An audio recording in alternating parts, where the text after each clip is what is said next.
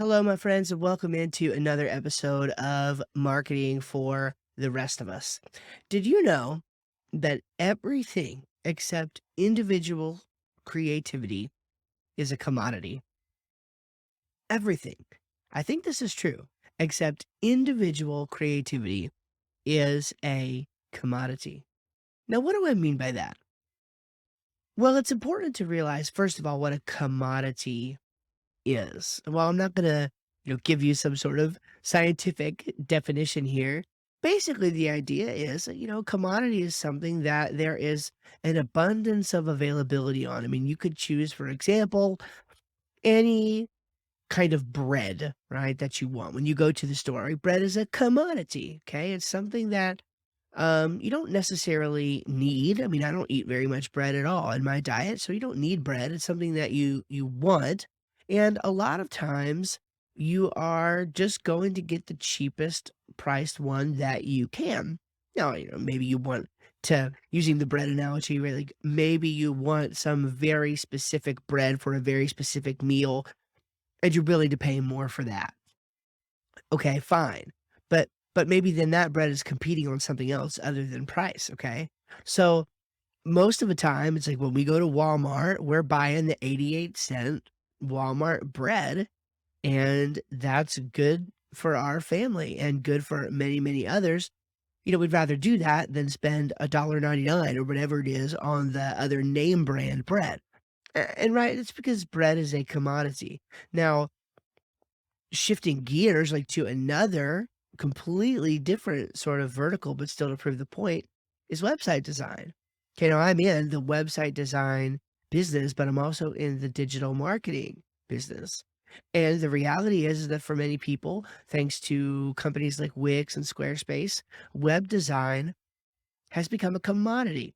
It's a race to the bottom. It's something that is available in abundance. You could get it anywhere. You could do it yourself. You could go on Fiverr or you could go on Upwork and hire people for mere hundreds of dollars to stand up a web page for you. And so when you compare that against the value of somebody who brings to the table, a website design for three, four, five, or even $10,000, there's a big hurdle there in trying to sell that sort of thing, trying to get that sort of value across. Now, I don't know what it is that you do. This is a marketing podcast where we teach through my different elements of my crest process, right? That's the bottom line. So I'm not marketing to a particular niche. So in whatever you do, I don't know what it is. You might be doing online courses, or you might have a physical store, or maybe even franchises, multiple locations. I don't know what it is that you do, but whatever it is that you do, you must realize that the commodity game is a losing game. It is. It's just a losing game. Now, this is going to hit directly towards info marketers, pretty heavily, but not necessarily.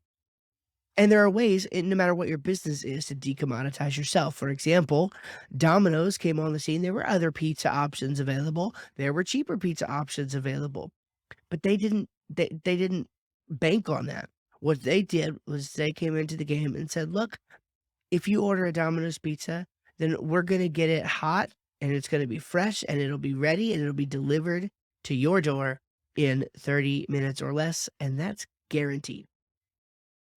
So that's what they decided to do, and it grew their business substantially. So I think based on these examples and stories that I've given you, I think we can draw from these things 3 principles practically that you can use to design a business that embraces this idea that everything, ultimately, except for individual creativity, is a commodity. You are a human being, I believe, created by God, and you have the power to be creative. You have the power to create something from nothing. You can think something, and then mere days or weeks later, it becomes something in the real world. Any of you who've started a business, you've done this. You had the inkling of an idea and then turned that into something that has become a business and a supporter of your family and a creator of jobs and a stimulator of the economy. I mean, it's really crazy. and it's an amazing responsibility. So we do need to steward it well. Okay. And that means we need to manage it well. We need to manage well this gift of creativity that we've been given. And because we have this gift of creativity, we don't have to fall for the cheap idea that what we do has to be reduced to a commodity, even if we're in a business where a lot of times it has been. I mean, in fact, the whole impetus for starting this podcast, right? The CREST framework that I developed was a way to decommoditize my own business. Other people do similar services, but nobody does what I do, right?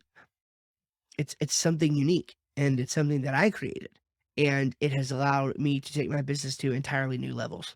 So let's talk about this, okay? Let me give you 3 things that you can do here to really help decommoditize your business and start exercising your creativity in what you're doing. The first thing is, and this should be no shopper surprise, is to stop competing on price. Stop competing on price. Dan Kennedy always says that there's no strategic advantage to being the second lowest price leader in town. Now, what does that mean? Well, what it means is that if you've got Walmart right here, for example, let's just use them, and they have the lowest prices or whatever, it's no strategic advantage to you to be a little bit more expensive than Walmart. Okay, that doesn't make any sense. So if you're going to compete on price, in order to win, think about this. In order to win the price competition, you must, by definition, be the cheapest. So you must either value your work the least, or you must just swallow your pride and maybe you think your work is valuable, but you go ahead and and vote against yourself by going ahead and cheapening your prices because you think that you could beat the other person out if you did that. So again, if you're going to be the absolute cheapest, okay, fine. You're going to need to structure your business in such a way that you can financially make that make sense. But if you're going to be the second cheapest, then don't compete on price at all. In fact, and you may think this is wild, but I guarantee you test it out, uh, you just might see some success with this. What would happen if you were the most expensive instead? If there's no advantage to being the second lowest, then you might as well be the most expensive, right? That's the idea. So don't compete on price. If you're going to compete on price at all, become the most expensive premium option. Charge for your time because your time is valuable or whatever. Charge for your product as the value that it brings, and add things to your product. Create actual offers instead of just offering one-off products to make the product itself more valuable and justify a higher price point. So don't compete on price. When you compete on price, it's a race to the bottom, and the only person who wins is the very cheapest. And again, it's a question of whether or not that person actually wins. In the example of Walmart that I brought out, I mean, that's an example of somebody who I think it's fair to say they have won um, at the low price game. But it doesn't always work for everyone. So consider that, especially in your business, it may not be a feasible thing to do that. Okay, the second thing is to offer specific and massive value. To offer specific and massive value. Now, why specific and massive? Okay. Well, it should be clear enough that if you offer a product or service, value is important. You must offer value to the potential prospect, okay, to your potential customer or client or patient, whoever it is that you're serving, okay? But the notion of value can be sort of esoteric, right? It's kind of hard to put a pin on. So I think that whenever you're thinking about the value that you offer, you want it to be specific and you want it to be massive. Okay. So if you offer, for example, a web design service like me, I offer web design services, yes, marketing, but also web design. I, in my business, have a very specific and massively valuable way that I present my web design services, and they allow me to charge more for them. And I'll just tell you what it is. So in our business, we create websites that do, okay? Websites that do. Our websites do something. They don't just sit. They're not brochures. They're not just there to be a visually appealing entrance to a brand or to a business. Okay, that's not why they're there. Our websites are there to do lead generation, sales funnels, directories, advanced forms, email campaigns, support campaigns. We do this preponderance of things with a website that is specific. It's specific in that it's a website that actually does something that creates or produces a business result for those who hire us. So that's the deal. And we do this in a massive way, meaning that like this is just what we do for everyone, and we do a really good job. So we show up, we communicate well, and yeah, we provide specific and massive value on this thing that takes us away from being a commodity. So we don't compete on price. We know we're not the cheapest. I've turned down work plenty of times because they were interested in just a cheap brochure site. And the fact is there are many places you can go to get cheap brochure site, and we're just not the best fit for that. We're frankly too busy, right? So when we create a website now, we want it to be a website that actually does something, because that is the way that we can show up and offer specific and massive value. And again, see how those things work together. We don't compete on price. And because we don't compete on price, we can afford to charge more because we're offering that specific and massive value. The final piece of the puzzle here, the final practical thing that you can do, is coming up in just a moment. Listen, if you are listening on a podcast, I would love for you to go leave a review. Look, podcasts spread by word of mouth. And I think the message we're talking about here is important. So let's get this out to your friends. Let's get this out. Is there one, two, or three people that you feel would benefit from listening to this podcast? Tell them about it. It's the primary way that podcasts spread. I'm a digital marketer. Trust me, I know. I've tried all the tricks in the book. I would do certain of them if they, more if they worked, but they don't. The best way to get a podcast found is by you to share it. So if you find value on this, then I would love for you to do that. If you're watching on YouTube, give us a like, give us a comment, subscribe to the channel for more content like this. Okay. All right, here we go. Let's dive into the final piece of the puzzle here. And that is this: to draw your own line in the sand. Okay. To draw your own line in the sand. And what I mean here is take a stand on something. Your vibe attracts your tribe, and people who just float in the middle are not interesting. They're not interesting. They're not polarizing enough. So in your business, you need to be what Russell Brunson likes to call the attractive character, or the business has to have, even if it's not you, an attractive character, somebody that they are drawn to. The company needs to take a stand, draw a line in the sand so that you can attract the right customers for your business.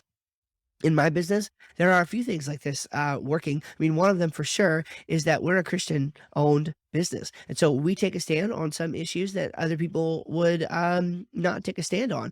And, if you're going to work with our company, then you're going to have to be willing to work within those confines, right?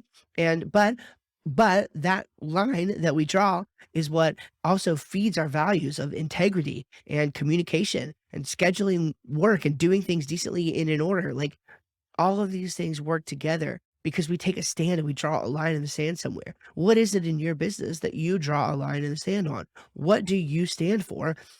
What can you say? Yes, this is where we plant our flag. We're not moving from this, to be attractive as you put content into the world, as you create ads, as you write blogs, or whatever it is that you're going to do, as you network with people. What kind of leadership can you bring to the table? That's really the question that I'm getting at here. What kind of leadership can you bring to the table? Do you lead people through the process of your product and or service? And do you do it in a way that draws a line in the sand, takes a stand somewhere, and tells your customer or client or patient or whatever that they are in the right place? That is the question. And if they know they're in the right place, they will do business with you. And if they feel like they're not in the right place, then they may eventually do business with you, or they may not, and you might have to move on from that particular prospect or lead, right? So that's the idea. So let me recap these again. Again, the overarching point here is that ultimately everything except for individual creativity is a commodity, okay? Everything except individual creativity, what you bring to the table, is a commodity. So stop competing on price, start offering specific and massive value in your products and services, and then plant your flag somewhere, right? Draw a line in the sand, take a stand for something that's important to you, and you will link up with other people to whom it is also important. Okay. You guys take care. I hope this has been an informative and helpful episode. Can't wait to see you on the very next one.